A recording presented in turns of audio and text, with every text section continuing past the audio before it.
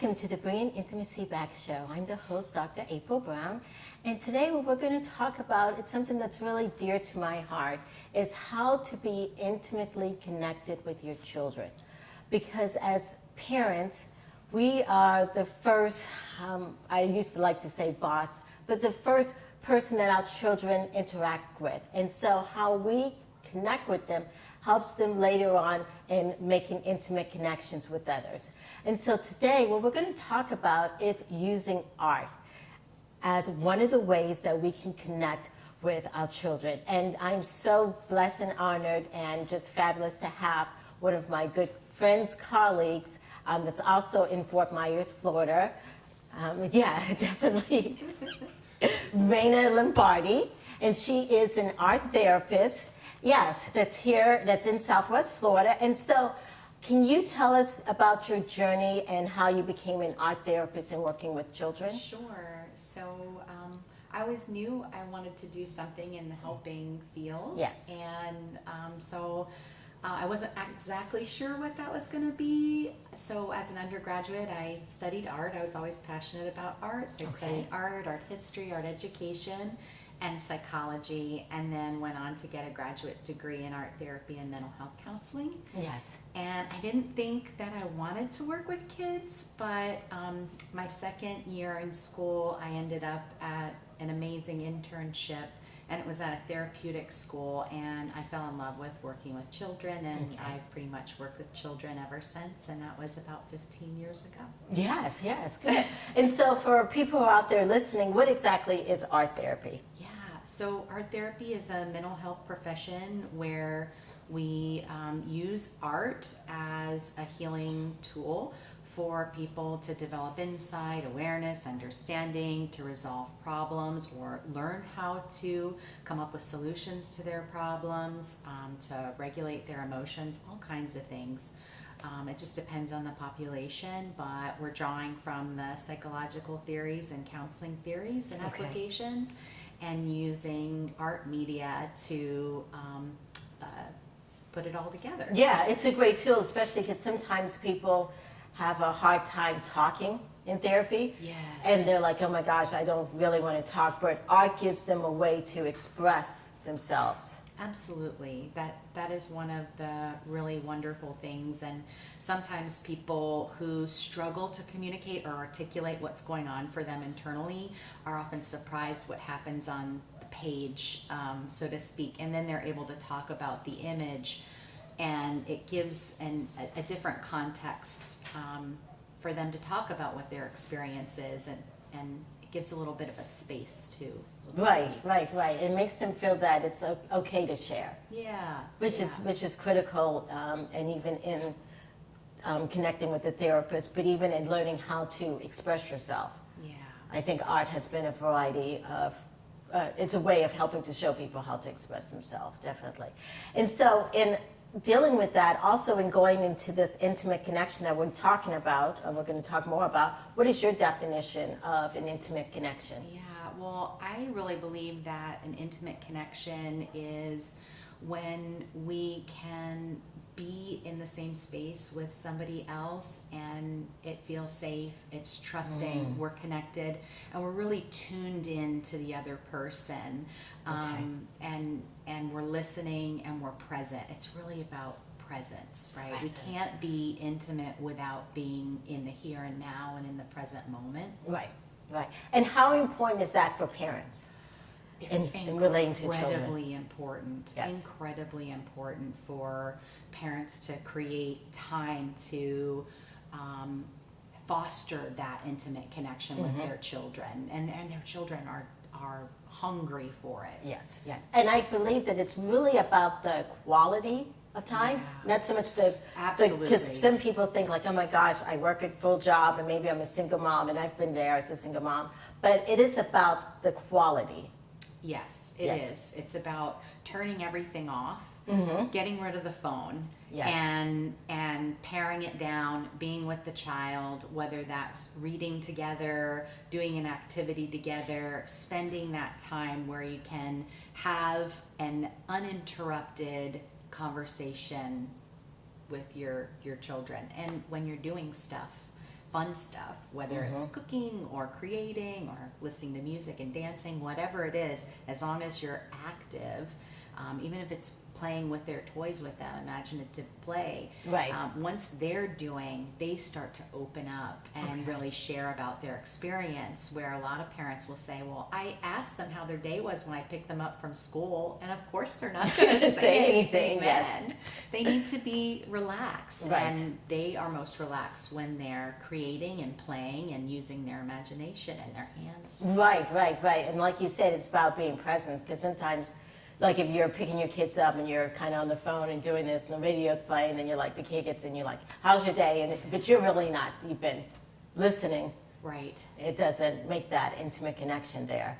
So you're stating that it's got to be present. Yeah, really about being in the present moment and the here and now. Yes, and being in the here and now it's really critical in dealing with parents and for that intimate connection for children. And would you say that part of the intimate connection is really important at when they're babies or young, or? Oh my gosh, I think it's throughout their development, their entire development. Yes. Teenagers too want their parents' undivided attention just as much as little toddlers do. They might go about asking for it in different ways, and their behavior might suggest otherwise, or they might say like, I don't really want to spend time with them or whatever, but they really do. Yes, definitely. Yes, I would definitely suggest, especially for people who are out there saying, I have a teenager they don't want to talk to, but that's the most critical time, is to be that intimate connection with them. And so we're going to go and take a small break, and when we get back, we're going to talk about how we use art as a way to connect with our children and the importance of it. This is the Bringing Intimacy Back show, where intimacy is real.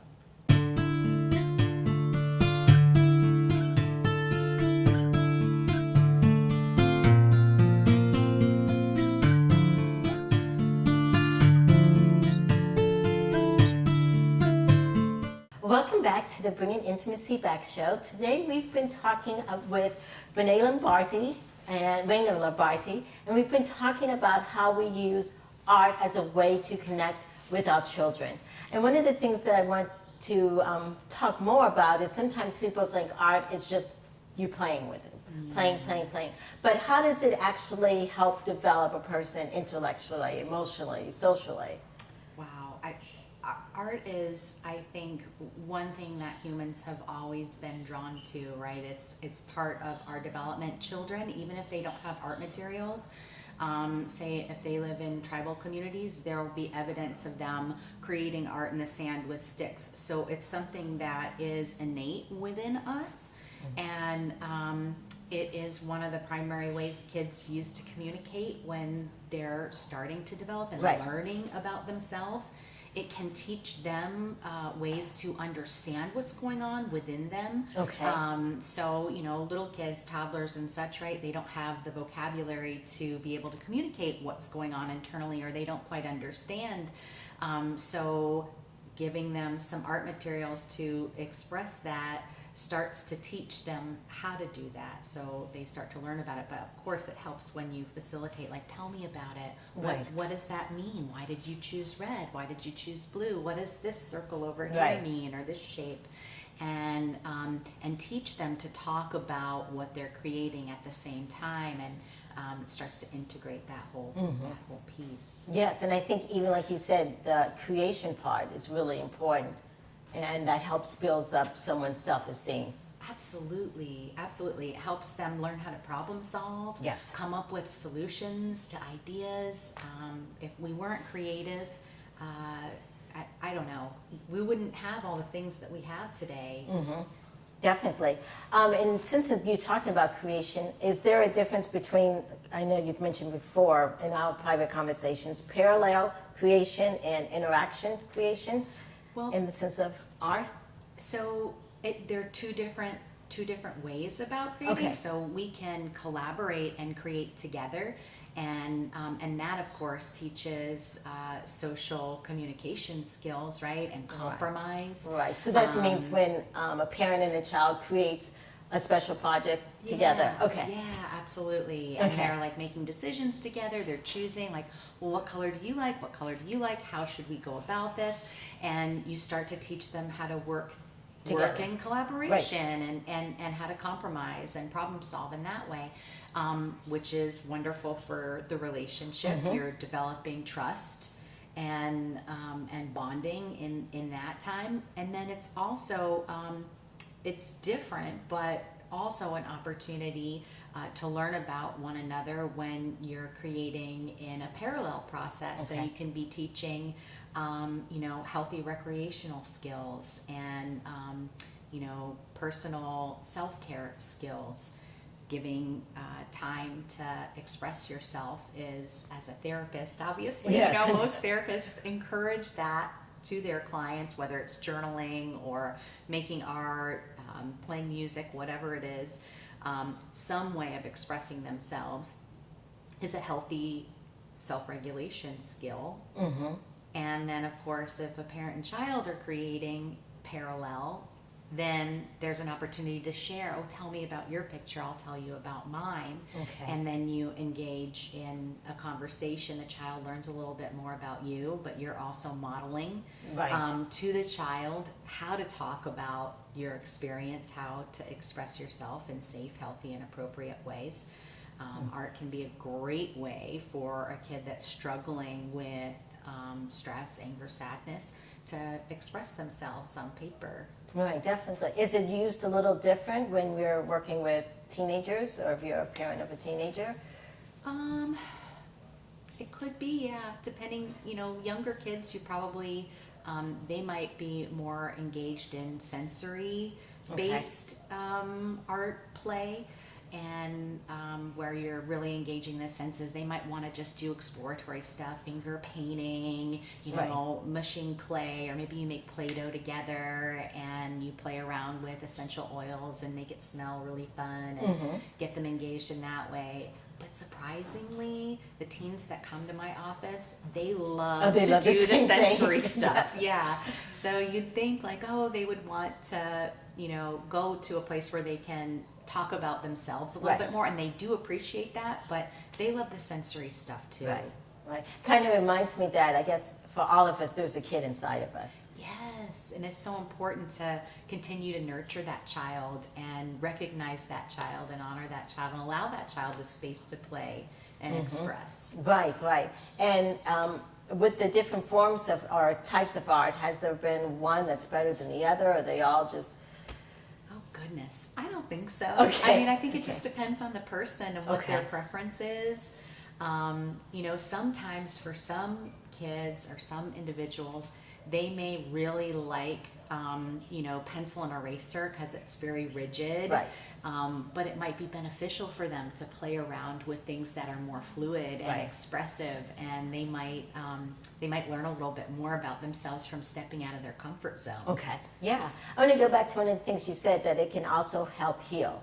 Yeah. Because sometimes, as a parent, your child may be hurt for a variety of things, whether it's bullying, or maybe you guys are right now going through a divorce and your child is hurting. Yeah. Can we elaborate or talk a little bit more about how we art, or as a parent, what we can do with the art to help? Yeah, absolutely. Creating opportunities for the child to have materials, and even if, some people think, well, I don't have money, right? That makes it really difficult. Well, you can use all different kinds of things to allow your child to express themselves. It doesn't have to be fancy, really expensive materials. It could be recycled materials from your recycling bin, and you'll be surprised at what they'll go ahead and create and sculpt. But it's about creating the opportunity and allowing them the opportunity to express themselves. Setting up the time, establishing a time and schedule for it, making the time, right? Making the time, that's what you were saying earlier, and that's one of the things we talked about, is making the time. And so we are going to start preparing for a small little break here. And as we've been talking about the importance of making time for your kids to connect, but also the importance of doing activities. And we've been talking about different art activities. And when we get back, we will talk about more tools for you out there listening on how you can connect with your child. This is the Bringing Intimacy Back show, where intimacy is real.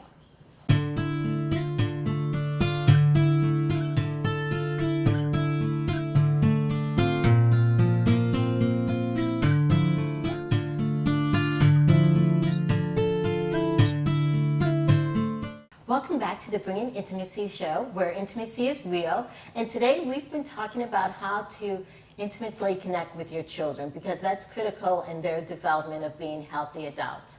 And today I've been honored to have one of my friends from Southwest Florida, because that's where I'm from, art therapist, yes, Reina Lombardi, and she has a thriving practice in Southwest Florida. Yes, and your practice name is? Florida Art Therapy Florida Services. Art Therapy Center, yes.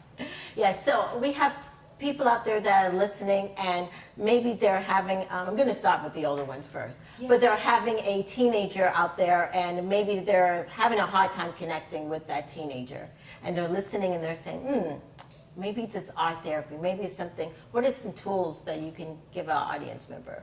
Well, first I would say, as an adult, let go of any fear that you have about creating. Sometimes, at least in my work, that when I've worked with adults are like, oh, I don't really feel comfortable doing that. They've disconnected from that playful part of themselves, and they haven't done art since maybe 5th grade or 6th grade or something. Let go of the fear and put yourself out there. If you teach your child to avoid fear, then they're going to avoid fear, which is not good. We want to have healthy risk taking. Right, you mentioned a great part, because children pick up on how we feel.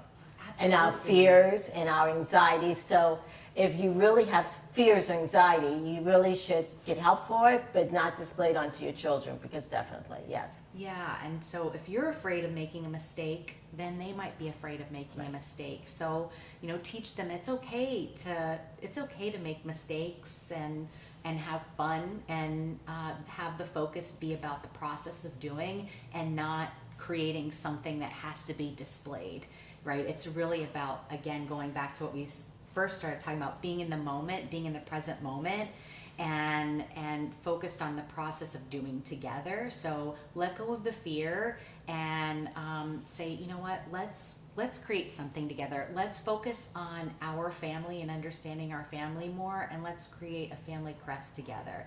Let's pick out symbols that represent what our family values are, our family beliefs are, what our family history is, our culture, right? Things that are unique to your family. Create something together.